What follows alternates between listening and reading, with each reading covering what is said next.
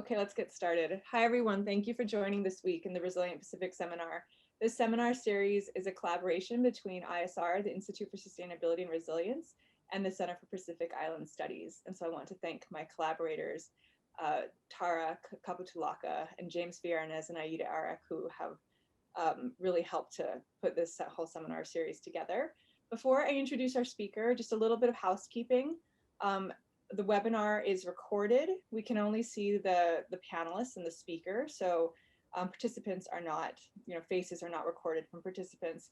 And we will make the recording available on the CPIS YouTube channel, as well as the ISR website. Also, in terms of the Q&A session, please type in your questions into the Q&A box. Don't use the chat function. It's easier to see everything and manage it in one place. So please use the Q&A. And also, our speaker today is going to offer a little more time for Q&A, which is great. So we can also make this a bit more of a conversation. So if there's follow-ups, you can raise your hand and we can unmute you so you can ask your questions. So I'm really, really happy to introduce our speaker today. We have Julian Aguon, who's with us. He's a human rights lawyer and a writer from Guam, and he's zooming in from Guam today. He's the author of the book Properties of Perpetual Light and the founder of Blue Ocean Law, which works at the intersection of indigenous rights and environmental justice. He serves on the Council of Progressive International, a global collective that launched in May 2020 to mobilize progressive forces around the world behind a shared vision of social justice. So Julian, I'll pass it over to you. Thank you so much. Thank you so much, McKenna. And thank you so much for everyone, to everyone for being here. So I've been giving sort of a good number of talks recently, and I sort of told this, the organizing team for this event, that I think it would be nice if I talk less in terms of this beginning portion and instead opening it up just to like a longer conversation. I think that would be nicer. I mean, there's so much going on here that I want to share with you. So I'm gonna not talk very long. I'm gonna talk both about my brand new book, which I hope you guys will check out, as well as a very recent development.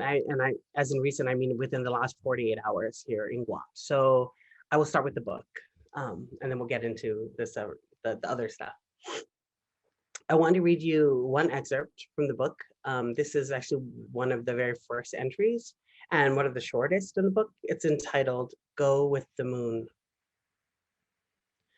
Go with the moon, my godfather says. He's a teledzero, meaning he throws net and he knows things. Like what time of year the Minyahak run, which is the actual question I asked. Seriously, Nino, I say. Seriously, he says. You get your gear ready in April because that's the first run, late April into early May. You get 7 days, maybe 10, but that's it. So you gotta be ready. Then he self-corrects, tells me those months don't matter. Not really anyway. Tells me for the second time that what matters is the moon. The last quarter moon, the real thin one. That's the one we want, he says. His voice trailing, his eyes fixed on a grayish blob moving in the distance. I don't ask any more questions. Just watch. Watch the gray blob, which is really a school of baby rabbitfish, come into focus. Watch a quiet man grow even more quiet.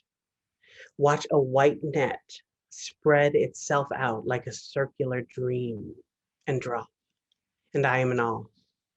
Never ever have I seen something so quiet be so alive.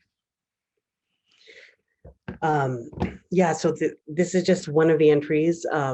In some ways, it's reflective of the larger book because the book is a really sort of, in some ways, spectacularly random assortment of pieces that reflect sort of a kaleidoscope of life experiences, from the very vulnerable and the very personal, from losing my father to pancreatic cancer at 9 years old to the global and to, you know, the sort of teenage years of doing certain things with one's life and being confused and sort of like about what one is doing.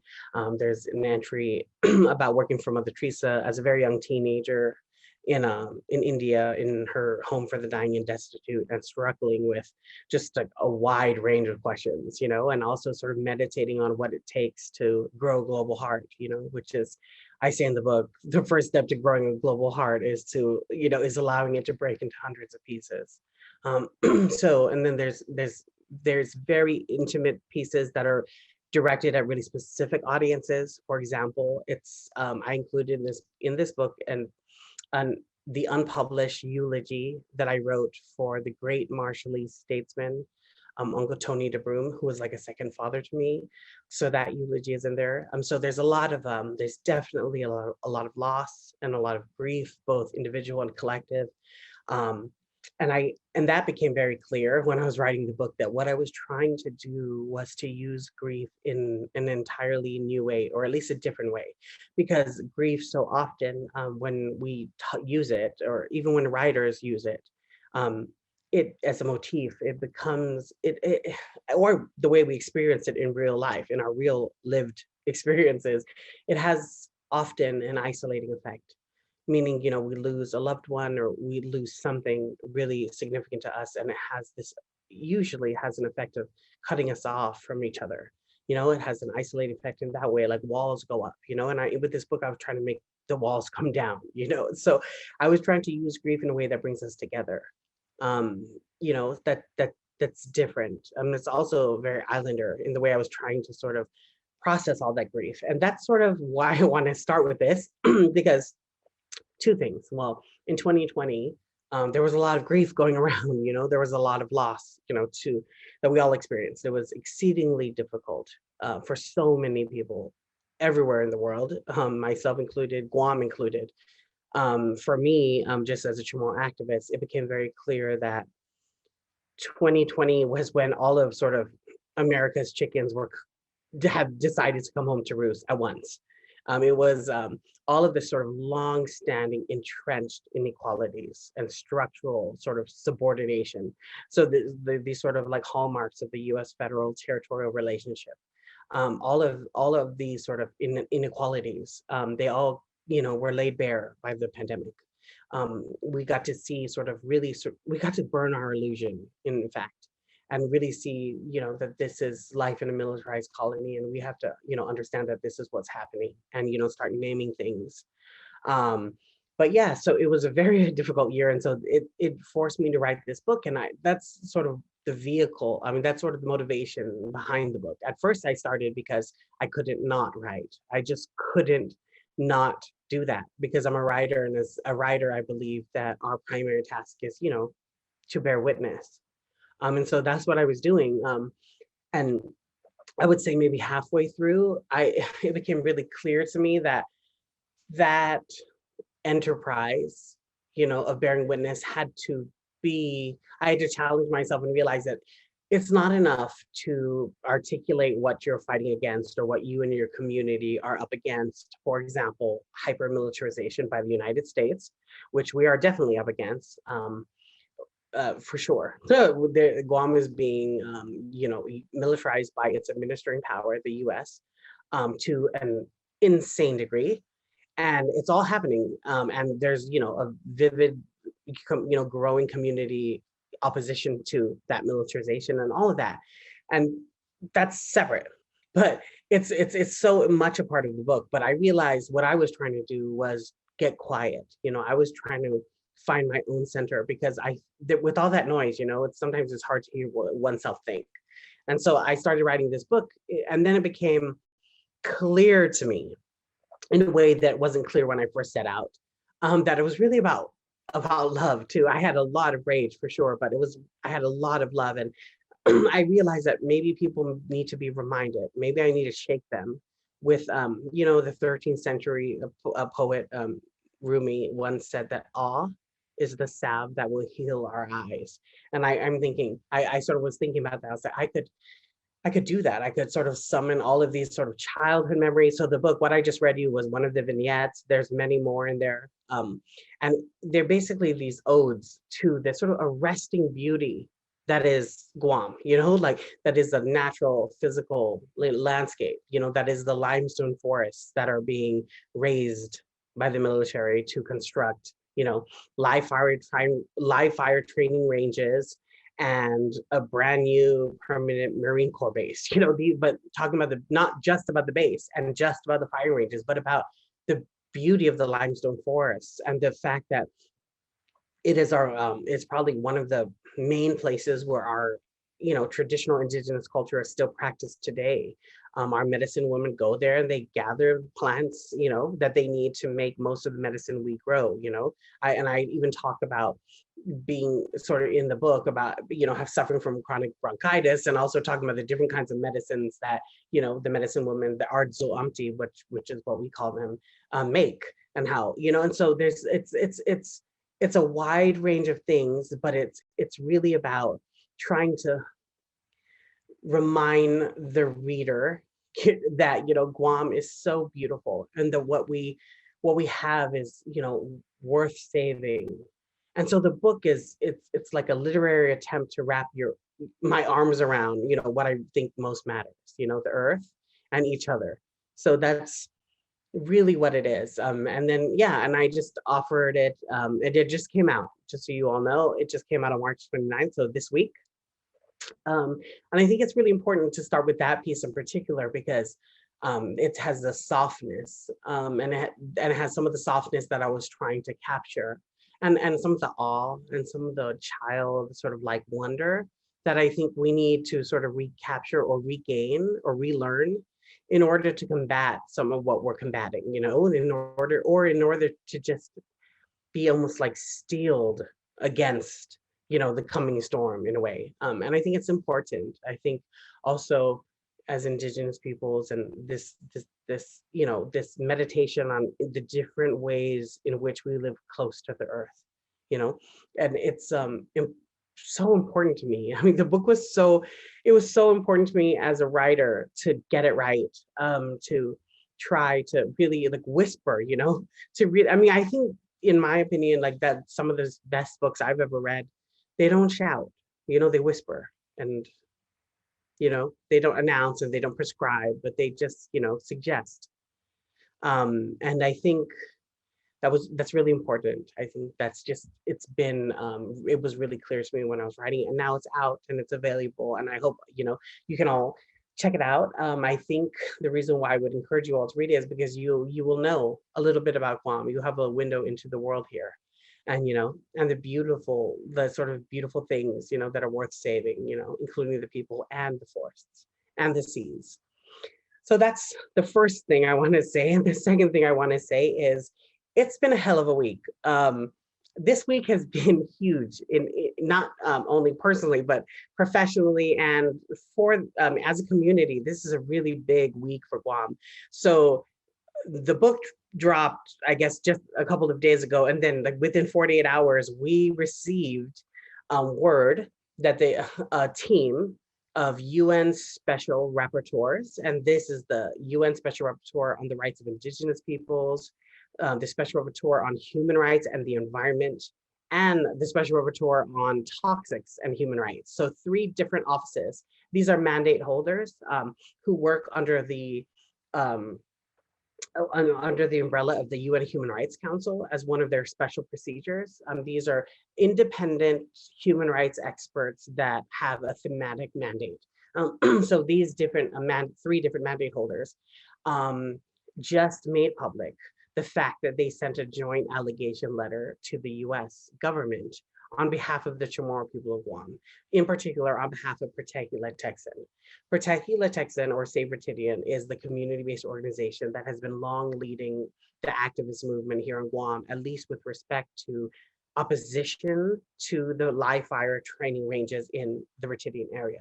So my law firm, in the introduction, McKenna said, oh yeah, so I'm like full-time lawyer. I sort of, by day, I'm a human rights lawyer. My firm, we work at the intersection of indigenous rights and environmental justice on a wide range of issues, both in Guam and in the surrounding Micronesian islands, and really throughout the Pacific on different issues.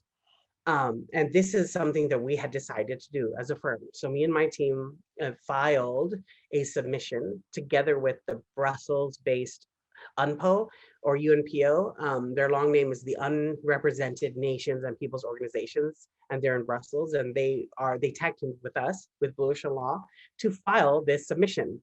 And we filed this submission in August 2020, and we filed it to one special rapporteur, to the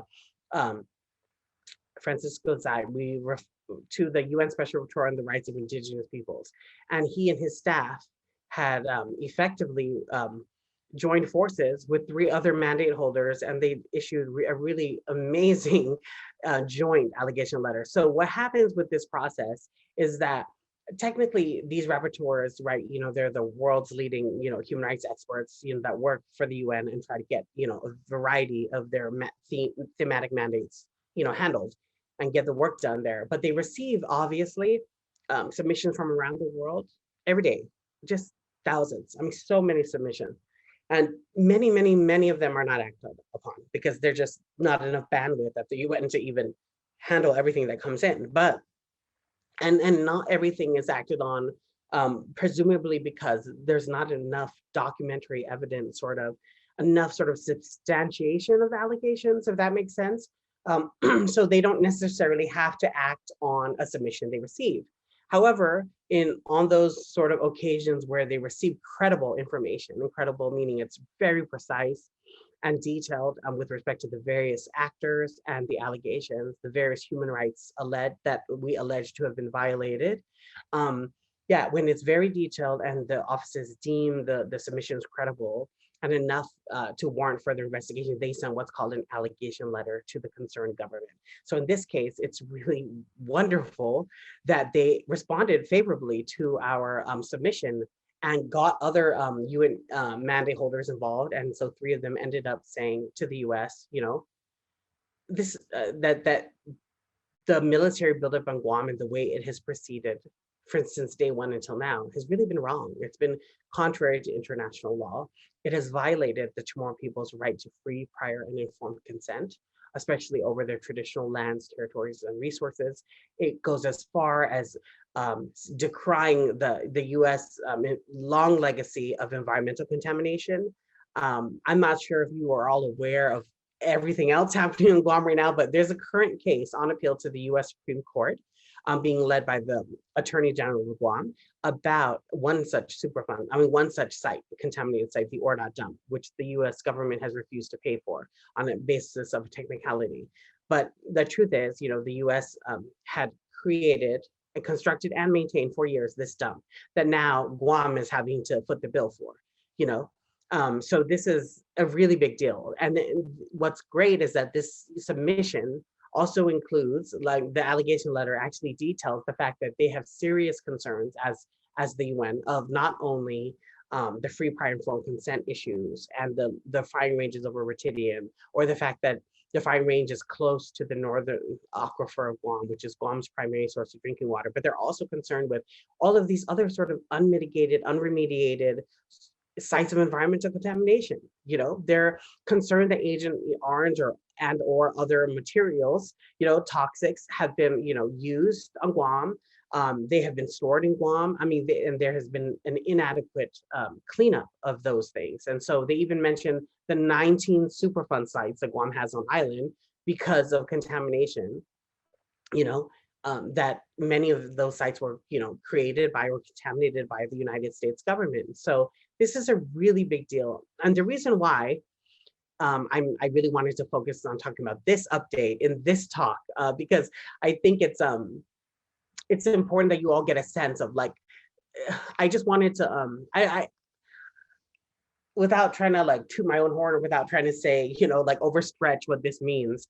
Um, this is really quite historic. Guam has petitioned the political committees of the UN in New York for decades, with precious little progress having been made. And we get the yearly resolution. Sometimes it's omnibus resolution. Sometimes Guam is just absorbed into a larger resolution with all the territories. Sometimes it gets its own resolution, but it's very generic, so to speak. It's like very, very generic information, and there's no visiting mission. There's been no follow-up on anything. It's basically as if the world clearly, is suffering from decolonization fatigue.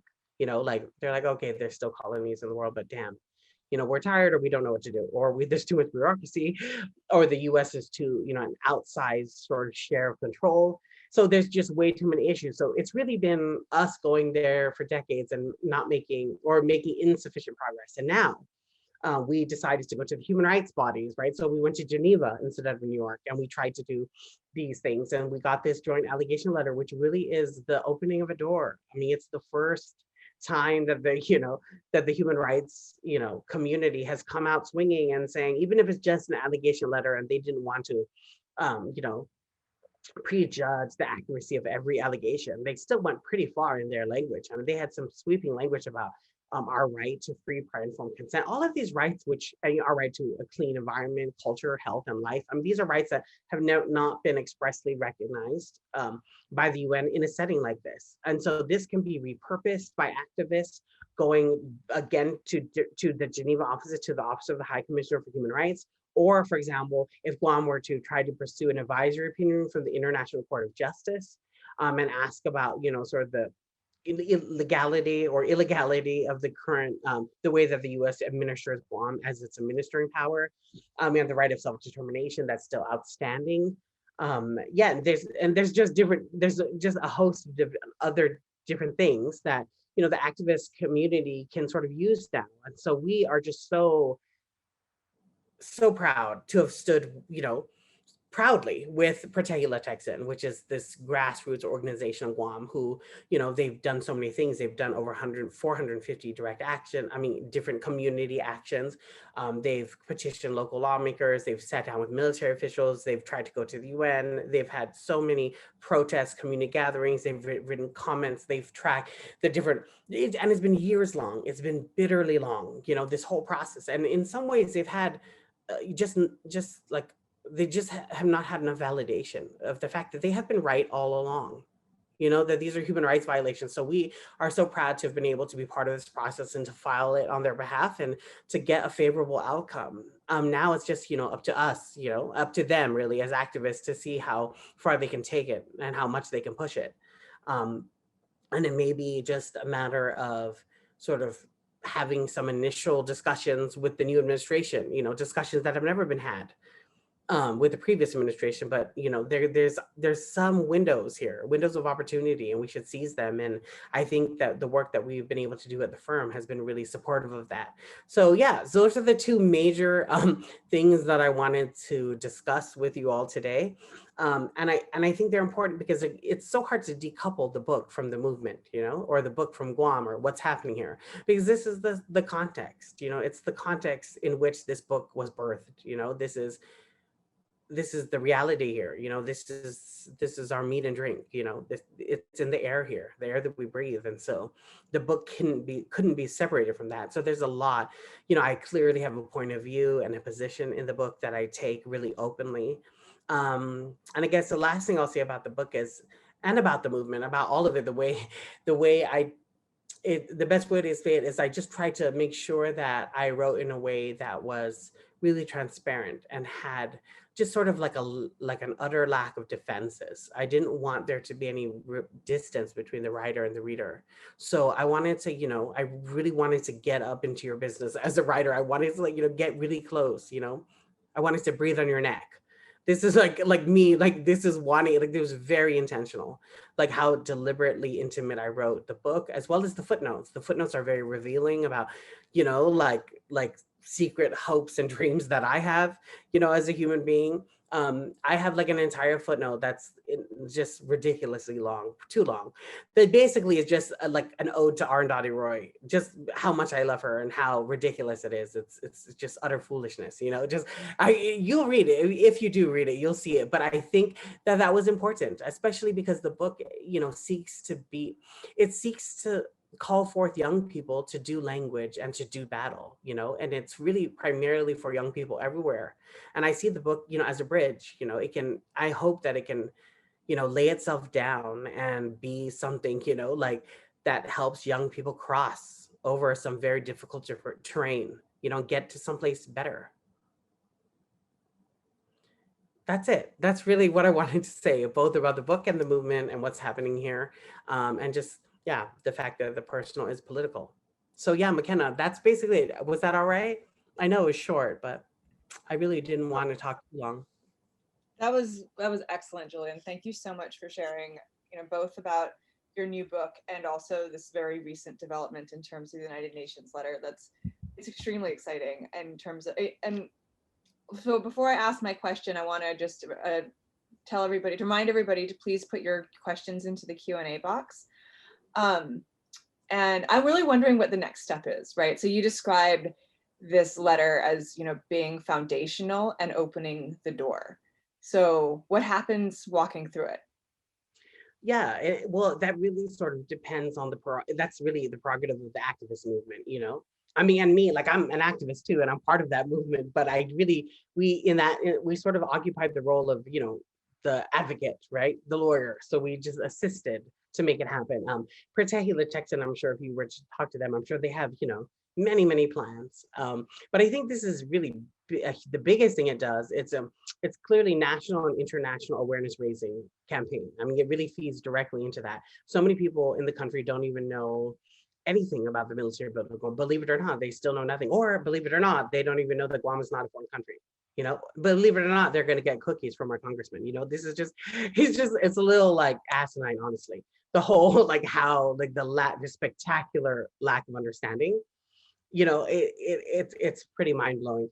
But yeah, this book, I mean, this letter, this joint allegation letter will do just that. It will sort of breathe some life into the movement and really help them get some handles. For example, I think that they should immediately start trying to get onto Democracy Now! And other national programs to discuss this, because it is historic and technically has never been done before by the Human Rights Council. So this is a big deal. They can use it, for example, to insist on certain meetings with federal officials like Deb Haaland of the Department of Interior. There may be some space there, you know, some room to do some work, you know, with people who represent, like, hopefully, like a new, you know, a new kind of, you know, interagency politics at the federal governmental level. But yeah, but there's also, of course, international things that could be happening. I mean, you know, like, and to be clear, like, there's so many other examples. The Chagosians have been oppressed for so long, I mean, because they were thrown out for purposes of a U.S. military base on Diego Garcia, which was really owned or controlled by the U.K. too. So it's really the U.K. acting in cahoots with the U.S. and to ultimately subrogate the right of self-determination of the Chagosians, you know? And so this was the Mauritius case at the ICJ, the International Court of Justice, and FYI, it was also resulted in a favorable judgment. So the International Court of Justice has just come out with an advisory opinion and come out swinging in favor of the small person, you know, the small party, the party with less power.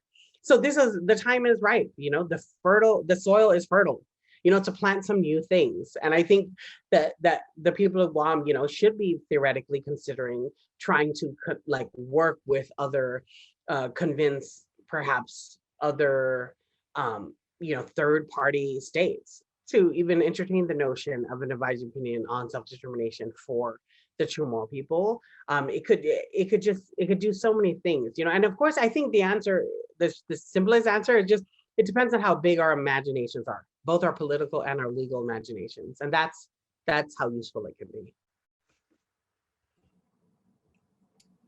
There's a question that's come in from the Q&A.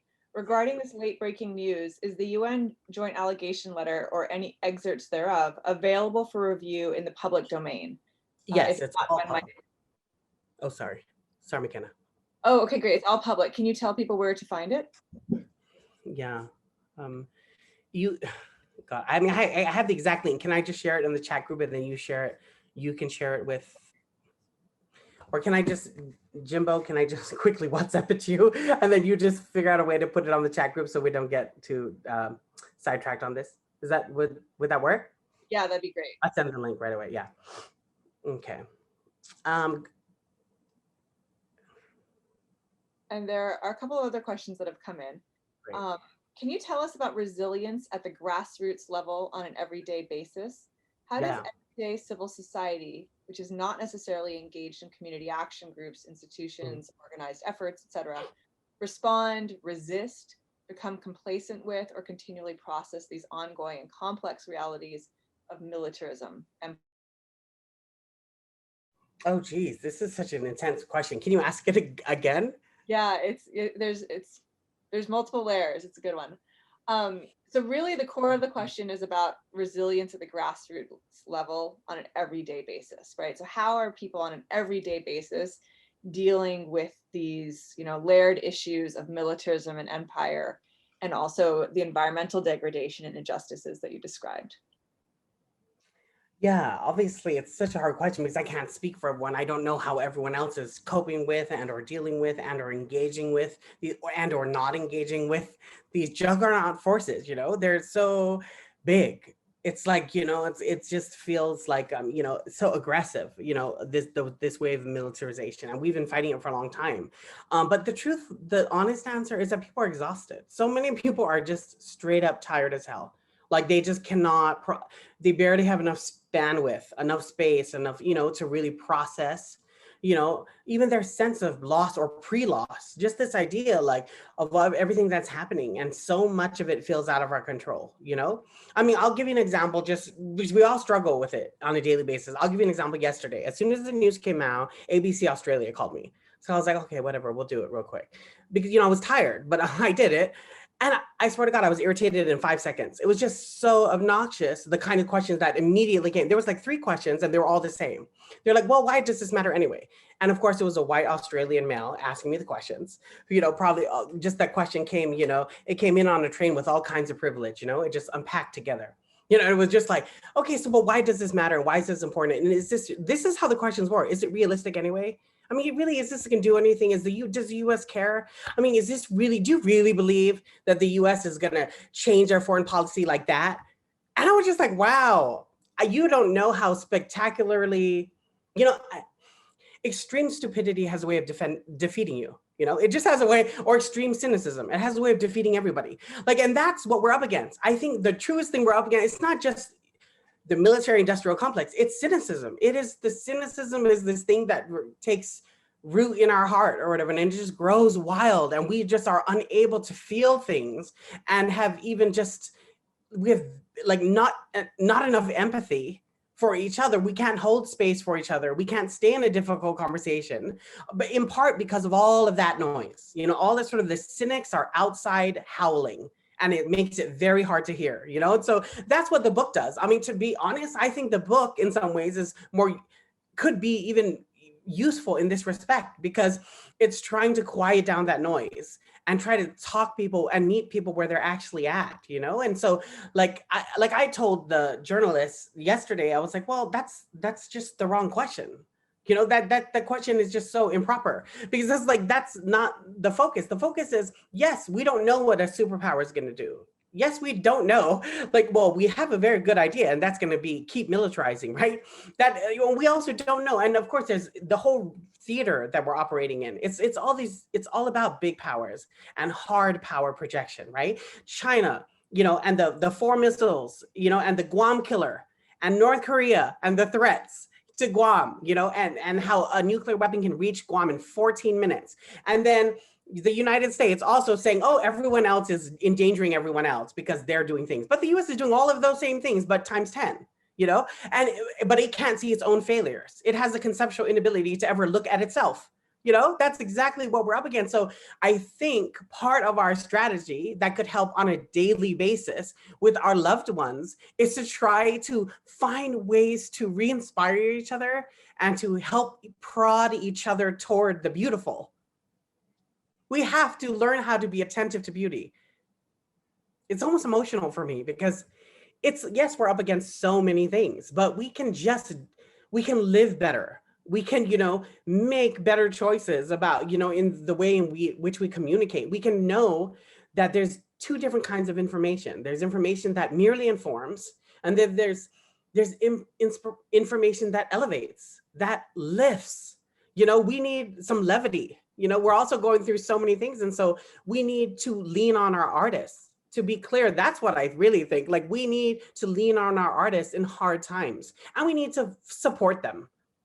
We say that we need to lean on artists and but we're like grossly underpaying them. And so many of them are in gig economies, So we also need to recalibrate our notion of like what a working economy is. We need to do lots of things. We need to implement like a Green New Deal. We need to make sure that caretaking and invisible of different forms of labor that have been rendered invisible are no longer rendered invisible, and they're, compensated. Like the activist the community in Guam needs to connect with the like activist community that in the different water and like land defenders and protectors in the continental US. And we need to be able to stay in these conversations, but the only way we can do it is if we have this other thing. We can combat it with the cynicism first, like at an emotional level, or just also the last thing I'll say, because this is a ridiculously long answer, I realize, but it's such a tough question, so it deserves an answer, so I just really want to try to get an answer out of this. But also this space, this space that we hold for each other, and realizing that a lot of us, like there's a couple of friends that I have who love me deeply. I know they do, that they had been unable to like give me any feedback on the book, for example, right? Or I had asked a blurb. And so like, I have to know that they're exhausted, and I have to hold space for them where they're at, and it has nothing to do with my book. And it has nothing to do with the fact that they, they might otherwise love it, but they can't even bring themselves to read it because they can barely do the dishes and take care of their elderly parents and make sure they're not getting exposed to COVID. That's the world we need to recalibrate our understanding and and really deepen our sense of patience, both with ourselves and with other people. That's a ridiculous answer. I'm sorry for that. That was so long. No, but I feel like all of it was true. I've been writing this list of things that are catching me, and I want to respond in different ways, but I'll just sort of take them in stride. So your description of the ABC Australia interview, that's really, that's really interesting because it's very typical, right? And I mean, what struck me as you were talking, right, is Hawaii and Guam have so much shared history of colonization at a similar time, as well as militarization, right? And I just was thinking about, of course, so there is a important anti-militarization effort and sort of movement in Hawaii as well. And the landmark that I think in Hawaii we hold as just like this a really positive outcome was stopping the bombing at Koho'olawe, right? And now, the many decades later, what is becoming the restoration of Koho'olawe, both physically, environmentally, but also for people. And that's been like so important, right? And so, not to say that there's a lot more to do, but just like holding that as an example of what's possible in the face of a superpower is I think a good one. And people need to know those examples. We need to lovingly show them, point them toward those examples. Like I always point people to different things as well. Like, one of them being this brand new like ICJ decision, coming out in favor of the Chagosians and their right to self-determination, even against all odds. So it just took so long to happen, and it happened, And then immediately after that, the the Tribunal on the Law of the Sea also came out with a favorable thing. So it's just one thing after another. And that's what's so beautiful about the allegation letter, McKenna, because at bottom, what it says at base is that might does not make right. And that's a message, powerful people, don't believe that, but we have to believe that. We have to believe that. Mm-hmm. Absolutely. A follow-up question to this sort of, what you described, people are tired, right, in so many ways. And 2020 was one of the more exhausting years, definitely of my lifetime, right, of everybody's lifetime. And so layering on the sort of chaos and crisis of the pandemic, do you think that it made the urgency stronger? Is that part of the timing, or is it more of a coincidence? For what? the kind of the letter and the moving forward of the Yeah, of well, the nation movement. yeah, no, for example, to be really concrete, when we were writing that submission, we even included the way in which COVID-19 pandemic, it's not only about disproportionately affecting Pacific Islanders, which we know, I know there's been, reports on that, but it was also about the fact that on Guam, like Guam was seen as a safe harbor, like, US sailors on these ships were coming in, many, thousands infected. I mean, but also it was the real concrete story about actual servicemen just ignoring all of local law, just ignoring our governor, ignoring all of the executive orders, just breaking all of that law and going around, running around, infecting people, exposing people. I think they went to like 23 restaurants. It was just like, here we are on lockdown, our community, we're trying to protect our elderly, all of that. And there are US military personnel running amok all over our tourist district. And it's maddening. It is just so unjust, and we couldn't even get any kind of transparency, any kind of accountability. So we had to be, so there was rage to be had, to be felt. So we are processing all kinds of like just rage at that situation, and just seeing our local government be so spectacularly disrespected, it was just a lot to take in, but I think that urgency, that gave it urgency too, because the UN, I think, even had specific responses about COVID. So I think it did sort of elevate the issue in some ways, as well as let's be honest, the actual active nuclear threats that are going on right now. Yeah. Interesting. There have a couple questions that have come in. As a queer woman of color, I can relate to how frustrating it is to have to explain why people deserve human rights. How would you go about educating others that come from a position of white privilege? First of all, it's not our job all the time to educate every like white person about white privilege. I ain't trying to have that. There are a zillion books about it. Go read. You know what I mean? Give them an actual list, like a syllabus. Here you go. Start with this, my God, if they don't know about what is it, Peggy McIntosh's knapsack of the, like what they're like one of the original, and if they don't know Kimberly Crenshaw and intersectionality, if they don't know Derek Bell, if they don't know the critical race theory stuff, Mari Matsuda there in Hawaii, Mai Von Lam, all these different people, but also there's so many things, Haunani K. Trask, and there's like so many different threads, I would assign. So that's what my first thing, I would assign them a reading list, because I no longer am willing to just sit down and do all of that work. It is not, like Audre Lorde once said, it's, for oppressed people, we have to are constantly being asked to be the bridge between blindness and humanity. And it ain't right. We're tired. We don't, it's all that unpaid labor. That is unpaid labor, so yeah, go read, and like there's a zillion sources on it and there's no shortage, and there's also new writers writing about all kinds of things. And I would just make them do that before they say anything. And then we can have a conversation perhaps later. But I think too many of us are so easily baited. That's something I will say. So even the activist types and the people who do have, we're too easily baited by these petty little debates. Like, I'm not trying to be dragged to hell by someone who, has read like 3 books in their life, or hasn't done hardly any work, interior work. If they don't do any interior work, I don't have time to talk to them really. Other people can do that, but that's not my job. That sounds so harsh, but it's my real answer. Yeah, no, I think the idea of a reading list is, yeah, and it's nice, right here you go, just hand it to them, read first. God, don't try to take my time, which you're not paying for, it's a little ridiculous sounding, but people are tired. And we keep, do you know that this country is just locked in this just perpetual game of educating the very next ignorant sort of person with white privilege, and it's a wow, we actually have thousands of sources, billions of sources on this exact topic, but they don't really want to do, so many of them don't really want to do the work. So part of our work is to discern the difference. Who's actually trying to revisit the possibility of being wrong? Who's in a real conversation and who isn't? Who is just being a devil's advocate in order to drag you straight to hell? And you have to be smart enough to know the difference. And people need to know, because otherwise they're just constantly on Facebook or Twitter, clapping back all day and getting exhausted and not even doing the real work of making art or making, living a better life, because they're too busy, responding to every sort of person out there. I hardly get in those debates anymore. Well, there's a comment related to your point there.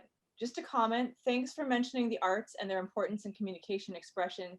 spirit, especially in this COVID time, and for voicing the value of the arts and need for support of the arts in our lives. How, who, or what inspired you to be a writer poet in your youth? Oh, wow. That's a great question. Thank you so much.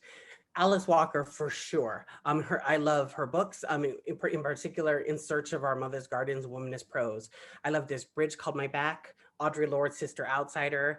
Oh, wow, these are all Black women. So like Toni Morrison's like, and by the way, that's very clear. I'm transparent about all of that. My sort of like foundation in feminism and womanism in particular. So all of those books, but from the Pacific, I think Teresia Tewa has been amazing. I mean, her work has been really important, but so has Apele Hawofa. I mean, actually in the book, I actually have odes and sort of I'm talking to about both Apele and Teresia in the book. Sherman Alexie, when I was young, when I first read Reservation Blues, that blew my mind. And there were so many other, and Louise Erdrich, Love Medicine, that book. Pablo Neruda, 20 Love Poems and a Song of Despair. Rumi, the 13th century mystic poet, all of those writers. And that's what's so exciting too for me about the book is finally my opportunity to add to the literature for Pacific Islanders. That just is hugely important to me. I honestly can't even express how important it is to me to add to what we have, and try to build that up and to encourage other people to add to it as well. So all of that, Kathy Jetner Kitchener is like a line with a pen. When I really see her, I'm like, okay, she is just really doing the damn thing. I mean, she's really great. And I really love her work and her video poems. And there's others, and there's a Siobhan McManus here in Guam, who's not really published. She published, I think, one thing, but she has so much potential and I see it so clearly. And so I'm trying to encourage her to write. Yeah, so tons of writers have sort of influenced me. Have you seen an emergence of movements among non-indigenous settler societies in Guam in solidarity with the Chamorro people? What achievements have you seen arise from these solidarities and what ongoing challenges exist? Yeah. I guess I'm not thinking about the Guam movement so structurally like that or organizationally, but I know that there's a lot of non-indigenous members of the movement. I know that there's several, like for example, the Filipinos in Solidarity for Independence for Guam, that has been a really clear movement. They've issued statements, they've attended all the sort of Guam rallies. I mean, they've been amazing. I mean, that's a great example, but even when they're not solidified into a group, that's joining our the activist group, there's tons of individuals who, like Dave Lotz is, a white guy in Guam who is lived here forever, but also just really an advocate and ally, so outspoken in the community too on it. So there's just a bunch of other sort of a cast of characters, so to speak, and they all lend their voices, to it. And it's been great. I mean, it really shows that this is, Chamorro self-determination is something that is supported by the wider community. And yeah, we've had victories and we've had growing gatherings. We've had so many more, like even the number of people at community protests, for example, it's amazing compared to when back in the day when I swear to God, it felt like it was only me and Lisa Natividad. I'm laughing because I remember protests with like 4 people. I can actually remember like so many gatherings, whereas like me, Lisa, and like 3 other people, maybe Auntie Hope, Cristobal. I mean, just so few of us, And now look at it. I mean, there's multiple groups. There's Particular Texan, there's EHAG and Famalawan, there's Independence Task Force. So it's just so much more, And of course, there's so many more musicians producing such good work, I mean, like, there's a local musician group. Sorry, this is off topic, but I'll just share it. There's a local musician group called Microchild, which is just giving me life every 5 minutes. They're just, I swear, like their music is so beautiful and they're prolific. They keep coming and, they're not making money. They're in the gig economy and they're just not sitting down, they're still like insisting on life, and they're producing this life affirming music that's just keeping my, heart from hardening. That's what artists do, they just reach deep down in there and they just save you, from despondency. Like, I mean, because they are just too beautiful not to see, too beautiful not to recognize. So yeah, it's great. So that was actually a question I kind of had in terms of what has been, in kind of restating what you just said, but also adding a question, like what has been this process for people understanding the importance of Chamorro self-determination in terms of, like this really important letter? Is that going to be something that the general public like knows and understands, or is it still sort of in an interest group? Well, we'll see. I mean, ABC Australia, that was first and they had called. I just got a call from CNN about like possibly being on the thing. And of course, what we're trying to do, like, I think it would be important to sort of widen the sort of spectrum of voices that speak about the thing. So I'm trying to make sure that we get, like, for example, the different young Chamorro women who lead particular texts to be on the different interviews. We just had an initial conversation behind the scenes with Winona LaDuke, and it looks like she may be willing to do an event with them. So we're trying to, organize that. We have some really good allies who are, helpful. Like Naomi Klein is one of my personal heroes, and I'm so happy and so blessed that she was able to blurb my book. But she also cares about what's happening here. I think I can get her help to do this event as well. Yeah, so I'm hoping it reaches more people. I guess the Daily Show is considering us. We're in the lineup with, some different authors and stuff. And so if Trevor Noah can do an interview, that would, I think, clearly amplify the message. So. Oh, that's all really cool in terms of getting the message out. And the arts are just so important in that. We have a couple of questions come in, and that's probably all we have time for. So let's move to this. Thank you so much for such a beautiful talk. I'm wondering if you have specific strategies to share your imagination or inspire others to imagine indigenous fraternities? Futures, yeah. Futures. Since many of us are traumatized, sometimes it is hard to imagine or to even know that it's possible to imagine. How do you address that in your art and activism? Wow, okay, sorry. Can you ask it again? I want to make sure I'm hearing it right. I'm wondering if you have specific strategies to share in your imagination or how to inspire others to imagine indigenous futures. Since many of us are traumatized, sometimes it's hard to imagine or to even know what is possible. How do you address this through your art and activism? Yeah, that's I guess I hope that my book, for example, is doing that, is addressing that. I really do. I really did try to write beautifully, I really did try to reach for excellence in the book. I gave it everything I had, and I put all my love in it. So I hope people really do find that inspirational. But the other thing is not directly an answer, but it's the answer that I feel like is most useful. I think it sometimes helps to remember that, that we're not alone. I mean, that there's so many other people doing the same or similar work. I mean, I would really check out the work. I think it's important to remember that your beloved community is almost always bigger than you think it is, So reaching out for people doing similar work. Like I recently reached out to Nick Estes, for example. He's part of this network I'm in. We both are council members of the Progressive International, but we didn't really know each other. But I reached out to him and asked him, because he wrote, I think it's Our History is the Future, was a big Standing Rock activist and ally and supporter to other specific activists, swells in that movement. But also he has a podcast, so he just recently I asked him and he agreed, and he had the young women of Perpetual Light on his podcast. And then they're even doing a follow-up story, I believe. We sent them the thing yesterday. They have bigger followings than we do, and just sending it out widely. But yeah, making common cause with people who are essentially fighting the same thing. We're all fighting empire in different ways. And so that's inspiring too. Getting out of your, silo or out of our narrow lanes and, taking up more space on a bigger road with other people on the same road, like on the same journey. We're fighting our struggles are so entwined, and I think we forget that sometimes, and we feel like lonely, and I think some of that loneliness is clearly justified, but I think some of it's not, because there's so many people who are doing such great work, and maybe if we were having more constant communication with them and really like being in conversation with them, I think we would feel better. So I'm going to sort of push these last two questions together, and if you don't mind, maybe staying a minute. So this will be the last one. Yeah.